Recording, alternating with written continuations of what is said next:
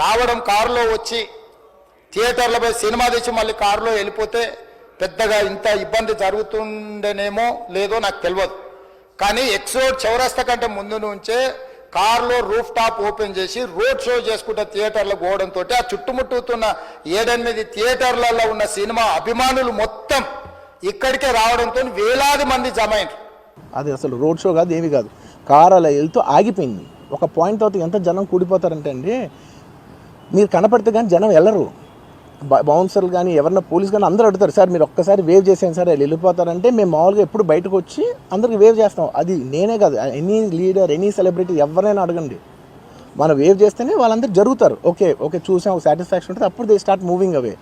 ఈ సినీ అభిమానులను మేము కంట్రోల్ చేయలేకపోతున్నాం. ల్యాండ్ ఆర్డరు శాంతి భద్రతలు చేయి దాటిపోయినాయి. మేము లాఠీ చార్జ్ చేయాల్సిన పరిస్థితి ఉంది. మీరు దయచేసి వెళ్ళిపోండి, వచ్చిండ్రు చూసిన కదా వెళ్ళిపోండి అంటే, లేదు నేను సినిమా అయిపోయే వరకు ఇట్లే కూర్చుంటానని పోలీసులతో చెప్పిండని సిటీ కమిషనర్ నాకు చెప్పడం జరిగింది అధ్యక్ష. అదేవిధంగా ఇంకా కంట్రోల్ కాకపోవడంతో అప్పుడు డీసీపీ పై అధికార రంగంలో దిగి వాళ్ళ అందరినీ లోపట వాళ్ళ ఎంబడున్న అడ్డుకుంటున్న వాళ్ళను పోలీసులతో జరిపించి చక్కగా డీసీపీ పోయి హీరో గారికి బయట చనిపోయినరు, పరిస్థితి చాలా గందరగోళంగా ఉన్నది, మీరు ఇక్కడ నుంచి కదలాల్సిందే, లేకపోతే మిమ్మల్ని పోలీస్ స్టేషన్కు తీసుకెళ్లాల్సిన పరిస్థితి వస్తుంది. సార్ నా వరకు అసలు ఏ పోలీసు కానీ ఎవ్వరూ నాకు వరకు అసలు నన్ను కలవలేదు, నాతో ఏం చెప్పలేదు.